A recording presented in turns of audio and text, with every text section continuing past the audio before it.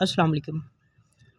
आज मैं gender study जो सीएसएस का पेपर है उसके बारे में बात करूँगा, क्योंकि अल्हम्दुलिल्लाह मेरे जेंडर स्टडी में अच्छे नंबर थे। मेरे 74 नंबर थे जेंडर स्टडी में सीएसएस में। तो उसके बारे में डिस्कस करूँगा। ठीक है, मैंने कहाँ से डाटा लिया, कैसे उसको तैयार किया, ठीक है, पेपर अटेम्प्ट मैंने कैसे किया, ठीक है, किस टाइप के क्वेश्चन जो हैं वो मैंने उठाए और उन पे जो लिखा। तो सबसे पहले जो मैंने जो जेंडर स्टडी है ना, वो इंटरनेट से तैयार की थी। ठीक है, इंटरनेट से ऐसे कि मैंने वो सिलेबस डाउनलोड किया और 5 साला पेपर लिए। ठीक है, उसमें जो मोस्ट ऑफ द टॉपिक जो रिपीट हो रहे थे उनको मैंने इंटरनेट से तैयार किया। ठीक है, गूगल से। ठीक है, उसमें मैं कोई रिसर्च गेट से आर्टिकल मिल जाता तो वो भी इनकॉर्पोरेट कर लेता था। ठीक है, और भी जो इस्लामाबाद इंस्टीट्यूट है, ठीक है, उसकी भी रिसर्च इंस्टीट्यूट है, उससे भी मैंने आर्टिकल्स लिए। ठीक है, जर्नल जो है डॉन न्यूज़पेपर में पढ़ता था। ठीक है, तो उसमें से भी अगर जेंडर स्टडी का टॉपिक आता था तो जो भी टॉपिक होता था मैं उसमें अपना डाटा जो है ना पॉइंट्स इनकॉर्पोरेट कर देता था।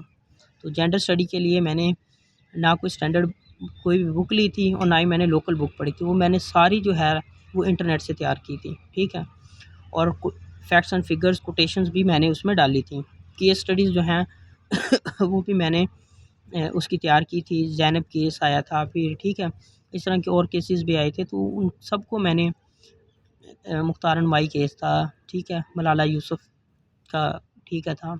तो कोई भी क्वेश्चन होता था ना, मैं कोशिश करता था कि इन चीज़ों को इनकॉर्पोरेट करूँ। ठीक है, फिर उसके मैंने जो जॉर्गन्स हैं उसका स्पेशली 2 पेज बनाए थे। उसमें मैंने जो मोस्ट ऑफ द जो इम्पोर्टेंट जो उसके जॉर्गन थे वो मैंने उसमें लिख लिए। ठीक है, उनको बार-बार मैं यूज़ भी करता था। ठीक है, मैंने टेस्ट सीरीज़ जॉइन की थी, तो उसमें मैंने प्रैक्टिस भी की थी। तो वो ना मैं अपने जॉर्गन्स कोशिश करता था इनकॉर्पोरेट करता था। फिर फैक्ट्स एंड फिगर्स भी मैं उसमें जो पेपर है उसमें मैंने लगाए थे। और जो मेरे पेपर की लेंथ थी, जो पहला क्वेश्चन होता था वो मेरा 12 से 11 पेज का होता था। जो दूसरा क्वेश्चन था वो भी 10 पेज का होता था।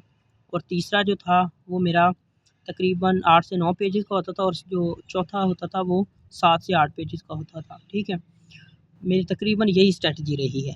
ठीक है, तो अगर आपसे इतने पेजेस नहीं लिखे जा रहे तो इसका ये मतलब हरगिज़ नहीं है कि आप लिख नहीं सकते, क्योंकि जब मैंने प्रिपरेशन स्टार्ट की थी तो मैं लिखता था 3 पेजेस, ढाई पेजेस, 3 पेजेस। और फिर मैंने जो टेस्ट सीरीज़ दिए, टेस्ट बार-बार देता रहा, तो मेरी जो जो जब मैं टेस्ट सीरीज़ थी ना, तो मेरी वो तकरीबन नवंबर-दिसंबर में टेस्ट सीरीज़ ख़त्म हुई थी। और जो आखिरी पेपर था ना, उसमें मैंने 48 पेजेस लिखे थे, यानी 4 क्वेश्चंस के। ठीक है, यानी 12-12 पेज पर क्वेश्चन। ठीक है, तो 45 से 48 की मेरी एवरेज हो गई थी, लेकिन पेपर में थोड़े से मुझसे कम लिखे गए, यानी 3-4 पेजेस। उधर मैं 45 से 48 लिखता था, जबकि पेपर में मुझसे 40, 42, 43 इतने के लिख के आता था मैं। ठीक है, मोस्ट ऑफ द जो इंग्लिश में अटेम्प्ट करने होते हैं पेपर। ठीक है, तो आपने भी अगर जेंडर स्टडी तैयार करनी है तो करंट, ठीक है, जो करंट है ना, यानी डाटा, उससे आपने लेना है। बुक्स में जो भी आप डाटा लेंगे वो पुराना है, चाहे आप स्टैंडर्ड बुक ले लें, चाहे आप लोकल बुक ले रहे हैं। ठीक है, उसमें डाटा पुराना ही होगा आपको, क्योंकि मोस्ट ऑफ द जो लोकल बुक है वो कॉपी पेस्ट होती है।